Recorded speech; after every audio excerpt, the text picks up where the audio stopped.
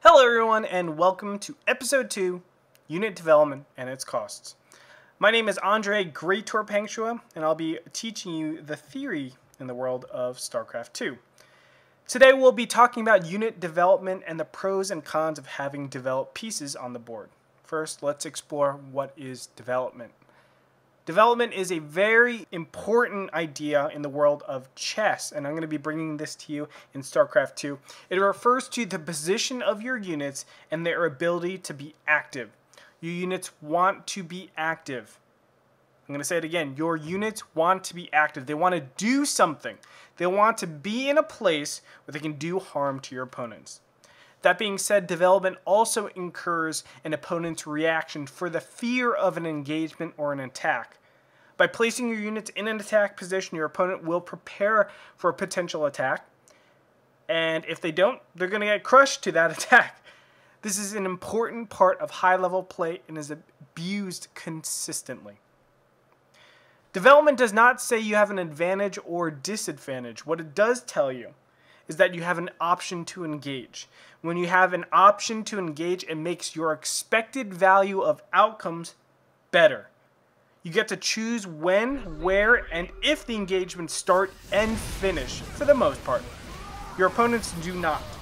You are the one that says, yep, I'm taking this fight, or no, it's silly for me. I have a 100% chance of not getting out.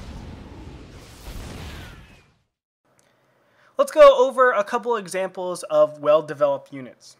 In the first couple of months of Heart of the Swarm, ZVZ was singing Ling muted battles all over the place. Ling run-bys and mutas were active on the map, and it became very stressful for each player. But it also focused a lot on development in your units, and if you were able to identify this, you were most of the time very successful in ZVZ. This is probably the most important feature in the matchup. By having units in key places to pounce on positions or threatening an attack, you could out-harass your opponent to victory normally. The harass was only accomplished by continued development, though, and good timing and decision-making, since a lot of times it was very hectic. Units would be very dynamic, they would move all over the place, and you would have to really be accurate with your actions. Now we're going to look at the side effects of development, and we're looking at this from the defender's point of view in first person. Right now, Binsky is attacking me with not only a drop, but also this group of units. There are 18 Marines over here. Now here's the thing. Because he has so much development on me, right? I have no map control, I have no development with my units, I can't accurately see exactly what's attacking me. So what ends up happening is I have to defend against a gigantic range. This could be just clearing up my creep and doing a harass, or a doom drop, maybe 3 medevacs, maybe 2 medevacs are hiding over here.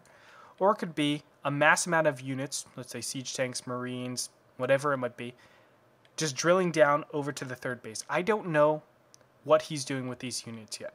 I just have no clue. Now, I can do a series of actions to see what's going on. I can send Zerglings over and see if I can get any info. But if, of course they don't get the info, I just lost Zerglings. Or what's more common is you prepare for the worst. And the worst at this case would be he's drilling down to my third base, to my natural, looking for a straight up confrontation, and that's that. The problem is he's made me choose. He's made me choose, and he's not subject to holding against what I thought he's doing. That is, he's not necessarily doing what I'm thinking he's doing. He could be just killing my creep, backing up, taking a fourth base here, or a third base here, fourth base here, and maybe even like a fifth base pretty soon over here. He has his command centers ready. And that will completely negate my investment into going Banelings.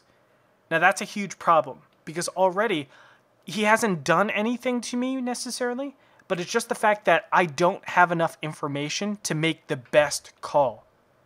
So I don't know what he's doing with these units, so I have to prepare for one of the, tree branches that he could be going into. The number one thing that I think he's most likely to do, and he might not do that, incurring some indirect damage. That is, I'm not investing properly.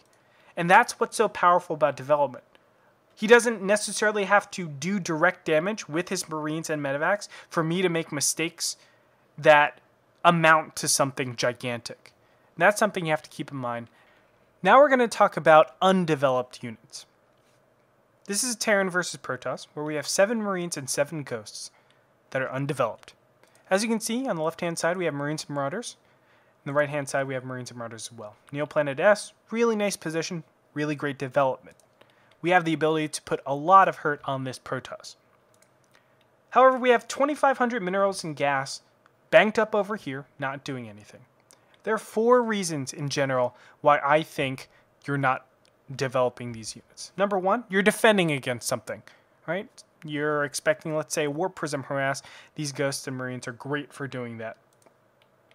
And, they're just covering everything. That's not the case in this position. Number 2 is you're preparing for a potential timing. Now, very likely that Semper over here is preparing for a timing. He wants to gather all of his units together, rally them to a single point, and then just put the hurt on the Protoss. Number 3 is you're just making units for the sake of units, and you should be developing these units. So the only reason why these Marines and Ghosts aren't all rallied to, let's say, the top part is because, your APM is bad or you're not thinking things through in the game. That's completely fine. I mean, that's something that you can easily work on. But the last one is something you have to think about. These undeveloped units should not be here. That's what we need to ask ourselves, because that is a way we get better. It's another level of thinking in the game.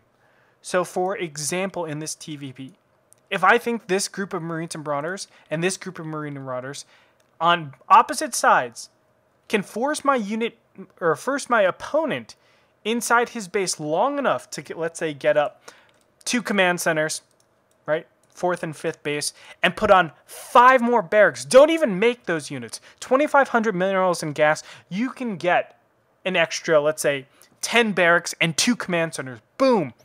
And then hit them a little bit later. That is spectacular. Right? That's a very different way at approaching the game. It's something that we need to think about. Why are we not developing these units? Because undeveloped units, when we go to attack here, are like not even having them at all. And if you don't have a timing in the near future, you really need to readjust how you think about placing and allocating your resources and think about the game a little bit differently. There are 3 costs of development we need to think about. Number 1 is time. The time it takes us to develop is the same amount of time it may potentially take our opponents to create units to deny our development.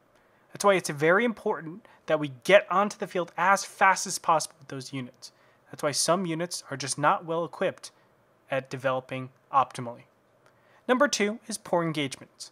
When we develop our units, we face the problem of running into our opponents having developed units. This gives them the option to, of course, harass, backstab, or even confront our army in unfavorable terms. From this, we can see an inherent advantage of being first to develop. And last but not least, higher APM and multitask. Obviously, it takes a lot more APM and multitasking to develop our units, make sure they're not dying as fast, to retreat at the same time, make better decisions, and that will come with time as you practice more and more.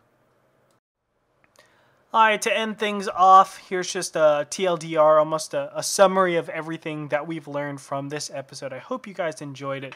Please follow me on Twitter, on Facebook, on Twitch, and really tune in to the times where I'm trying to coach people and give you guys as much information as possible. Another episode will be out next Wednesday, so tune in for that. Until next time, I will catch you guys on the flip side.